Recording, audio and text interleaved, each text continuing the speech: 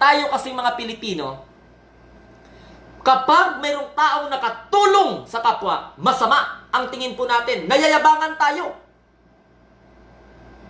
Pero kapag mayroong mga artista, mayroong mga politiko na nasangkot sa kung anumang iskandalo, naaawa tayo. Aminin man natin at sa hindi, yan ang mentality nating mga Pilipino. Na sana maputol na yan. Na sana pigilan natin yung sarili natin na hilahin na parang talangka. Remember, yung crab. Masarap ang crab. Ang alimango. Pero alam mo yung ugali ng alimango? Pag umakyat, yung isa, hihilahin ng isa, hihilahin naman ng isa. Ayaw nating umangat ang kapwa natin, Pilipino. Ang pag-angat naman ay hindi po kayamanan. Ang pag-angat naman ay hindi po katanyagan. Wala naman po siyang hinangad, kundi ang tumulong. Ngayon, punta tayo dito sa pag-aresto sa kanya ng National Bureau of Investigation na yung iba, magko-comment lang sa Facebook, wala naman pong kaalamanan. Kapag ikaw mag-comment, ikaw pang may mali. So, hindi ko naman masabi na tama o mali ang ginawa niya sa gitna ng COVID-19. Tumulong siya sa paraang alam niya. He was able to inspire. He was able to influence mind of an ordinary people of the Philippines. Either belong to class society, middle class, or kahit mahirap. Pinatulan ang challenge ni Mr. Leo Marcos sapagkat ramdam nila ang sinseridad ng tao na ito. Nakita ko naman ninyo mga kababayan ko sa panahong ito, lalo na sa umpisa pa lang nagsabi na ako ng prangkahan na wag ninyong haluan ng kalukuhang mga programa nito sa COVID kasi kailangan ito at marami talaga ang nangangailangan ng tulong. At sinabi ko sa inyo, hindi ko kayo papatawarin pag nagkamali kayo dito. So the law is the law is the law. A rule is a rule is a rule. And when you begin to mess up with the law, talagang ginagarantiya ko sa inyo na makukulong talaga kayo. I will see to it that you go to prison for your, sabang tawag nito, kalokohan ninyo. Ayaw ko magmura ng tao. It's not the time, but you know, isa sa inyo yan, ginawa ninyo. Nakalkal naman ng NBI na may iba pang standing warrant of arrest laban sa negosyanteng si Norman Mangusin, aka Francis Leo Marcos. Sa panayampo ng DZRH kay Attorney Victor Lorenzo, hepe ng NBI Cybercrime Division, natuklasan nilang may dalawa pang arrest warrant na kinakarap si Mangusin. Sinabi ni Attorney Lorenzo na may kinalaman ito sa qualified human trafficking case noong taong 2006 kung saan ito'y non-bailable at isang paglabag sa violence against women. Diyan po sa Nueva Ecija, binanggit pa ni Lorenzo ang naturang mga kaso matapos na arestuhin ng NBI si Mangusin aka FLM Francis Leo Marcos kalaman sa paglabag sa Republic Act No. 8050 o yung pong optometry law na iniharap po ng mga optometrist sa Baguio City. Sir, may nakita kami na warrant of arrest against his name, yung Norman Mangusin nga, yung qualified human trafficking. Noon pang 2006 yun, may warrant of arrest yun. Tinecheck namin at isa-serve din namin sa kanya. Meron din siya, sir, yung sa 926210, yung violence against women, sa Gapan Nueva Ecija naman, sir. Kasi dun sa mga nanirahan sa mga lugar na yun. So, tinecheck namin and we're going to serve. Pero in the meantime, sir, ang sinerve namin nga yung sa Baguio City na binerify na standing pa. Samantala, bine-verify din po na NBI kung ano ang tunay daw pong katauhan ni Mangusin dahil naman sa paggamit ito ng pangalang Francis Leo Marcos. Yun ang bine-verify namin ngayon, sir, kung may mga passport kasi siya na present, sinabit sa amin, proving na siya yung Francis Leo Marcos. Kaya lang, sir, may mga ibang dokumento kami na nakikita din na siya si Norman Mangusin. So, which is which? Under verification pa lahat yan, sir. Kung talagang yung mga passport niya is falsified, may mga kukulang kaso yan, sir. Ang tinig mga kaibigan ni Attorney Victor Lorenzo, hepe ng NBI Cybercrime Division. Samantala, una pong nakilala si Mangusin aka FLM, si Francis Leo Marcos. Sa social media nang mamahagi siya ng kaban-kabang bigas para sa mga naapektuhan ng COVID-19 pandemic. Tao na topic po natin ngayon ay hinuli di umano ng National Bureau of Investigation sa salang pag-violate ng Optometry Law or Republic Act 5030. Na ngayon, pag sinabi nating Optometry Law, based on my simple understanding, I am not a lawyer, I'm not a legal expert. It seems that before, Francis Leo Marcos, based on the report, committed violations against Optometry Law, Republic Act 5030. So meaning, we can conclude that he did something or activity related to a, what we call this, in line optometrist activity. Ngayon, ang tao na ito, kung titingnan po natin, nakatulong sa paraang alam niya, pero dami pa rin ang kumukontra.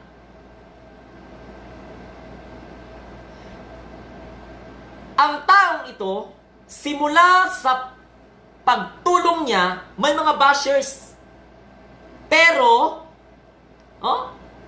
tuloy pa rin siya. Ang taong ito, ang tanong ko lang sa sarili ko, ang tanong ko naman, bakit ngayon pa pinalabas ang kaso laban sa kanya? Titingnan natin yung issue mamaya, ha? Because I have a simple idea, an explanation about this. Hindi ako 100% na followers ni FLM. Hindi rin ako 100% na against sa kung ano ang ginagawa niya. Pero tiwala ako sa sarili ko na wala siyang nilabag na batas sa pagtulong sa kapwa. Pero ang tanong dito, related ba sa pagtulong niya sa kapwa at this point of pandemic ang kaso na kinaharap niya sa National Bureau of Investigation? Titingnan po natin yan. Ang sabihin ng sa batas, siya ay may nagawang mali o tama noon. Malamang may nagawa siyang mali ayon po sa kanyang violation sa Republic Act 5030, yung Optometry Law. Ang tanong, sino ang complainant? Bakit ngayon lang na-prosper ang kaso? Bakit hindi siya kinasuhan related sa kung ano po ang kanyang pinangalandakang pagtulong sa tao?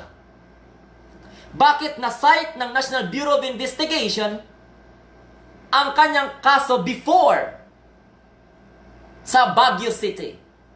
Isa-isahin po natin.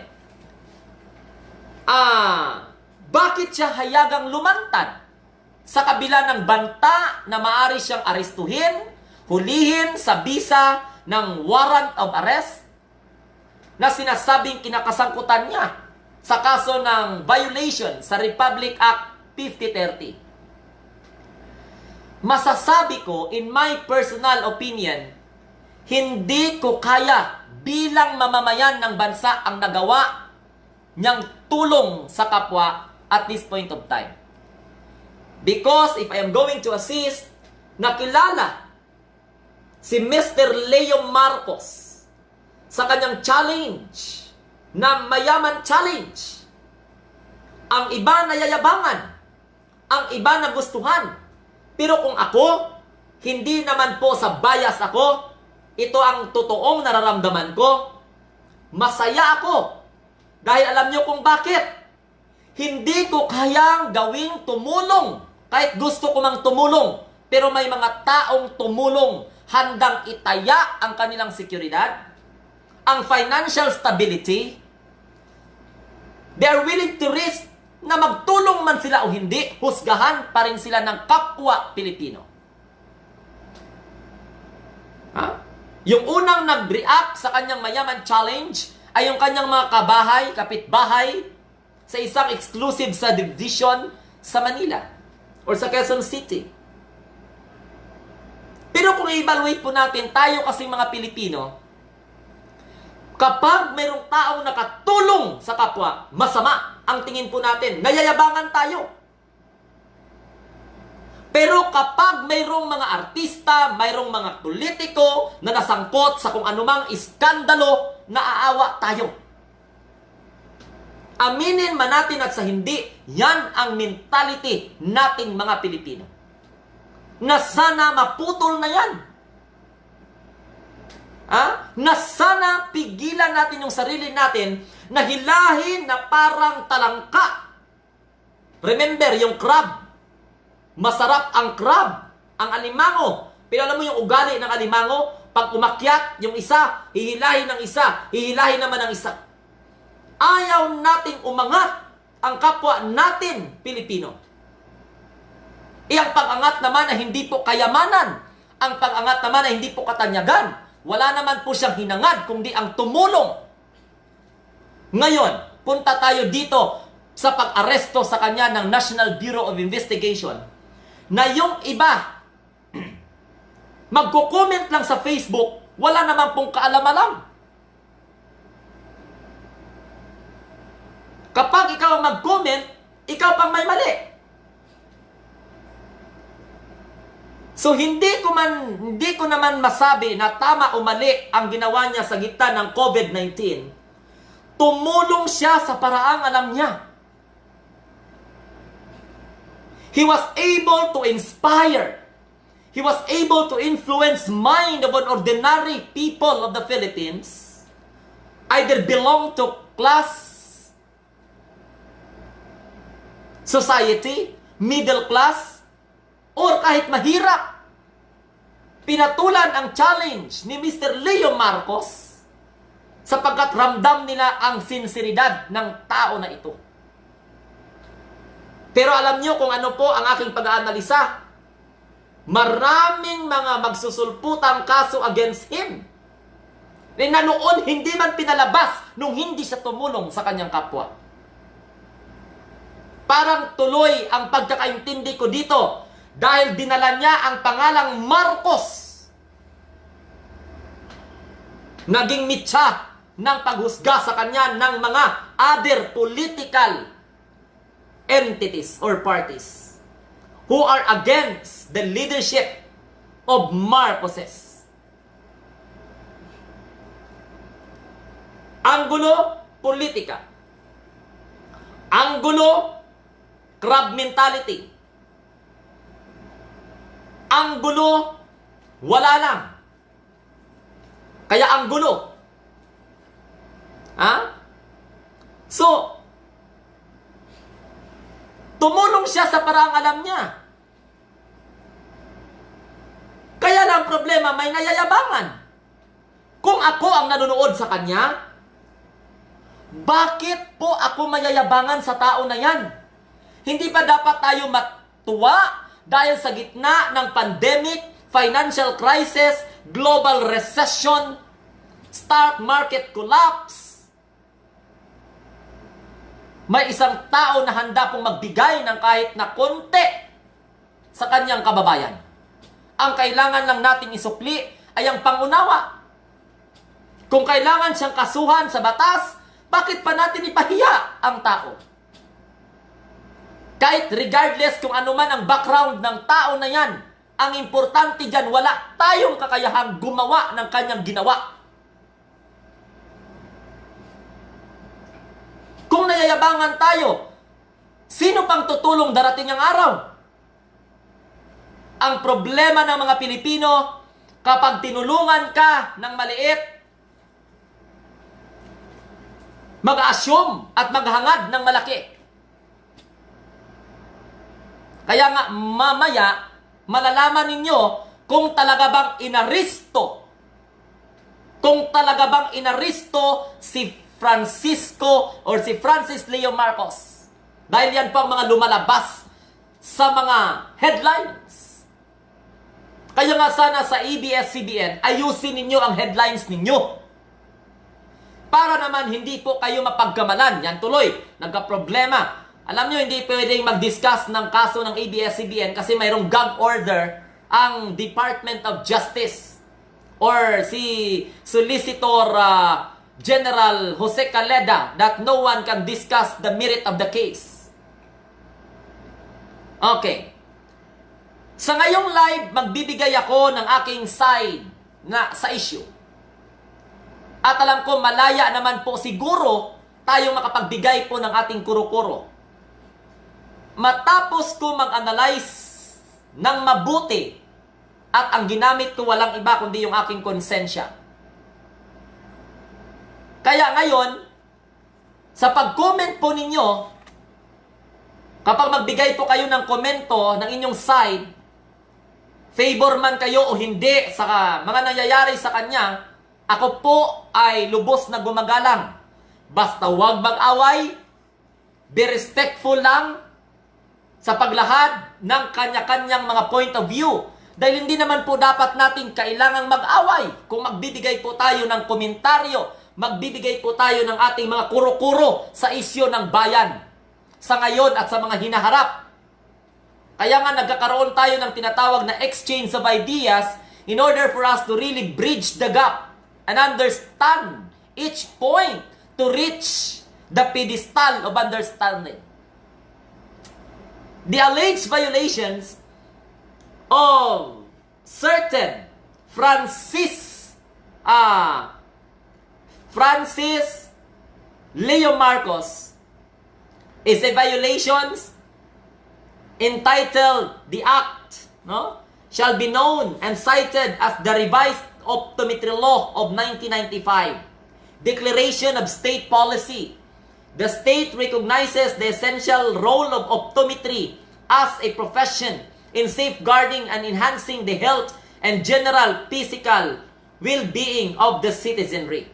Pag sinabi nating optometrist, yan yung science in line sa development, sa pag-cure sa ating mga mata. Ngayon, ang nangyayari dyan, based on my research, itong certain Francis Leo Marcos pumunta ng National Bureau of Investigation because he wanted to file a case against those fake news na lumalabas against him. Etong Francisco Leo Marcos, walang kalam-alam na mayroon siyang warrant of arrest sa NBI. Kaya maliwanag po ang kanyang interview sa media, maliwanag po na nagpaliwanag siya doon kung bakit siya sinabihan na mayroon siyang warrant of arrest. But anyway, bailable naman yon. Bailable naman yon. Ang punot dulo niyan pala ay ilang beses siyang tumulong, 3 beses, upang magbigay ng serbisyo publiko sa mga tao na may kapansanan sa mga mata. Kaya lang itong mga group of optometrists, yung mga doctor sa mata, siguro, gusto nila na pag magbigay sila ng serbisyo, may bayad. Itong mama, matagal na ginawa niya, kawang-gawa niya sa mga tao, hindi pa siya nagmayaman challenge, matagal niya nang ginawa, 3 beses na siya, kaya kinasuhan siya ng group siguro ng mga optometrists. Kaya na he violate the provision of Republic Act 5030. Ito namang ABS-CBN, bakit kailangan talaga sabihin pa exclusive NBI arrest businessman Francis Leo Marcos for allegedly violating the optometry law. Hindi nyo nga pinaliwanag sa tao. Hindi nyo pinaliwanag sa tao. Siya bang inaristo ng NBI? Kung tutuusin, siya nga ang pumunta sa National Bureau of Investigation based on the statement of the respondents dahil sa meron siyang gustong pakasuhan at ipatiktikan sa Anti-Cybercrime Division.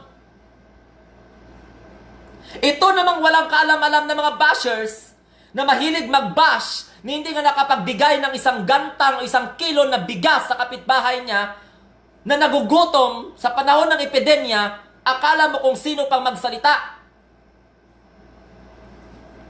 That was year 2009. Ang gusto lang ninyo ilubog sa kahihiyan ng tao.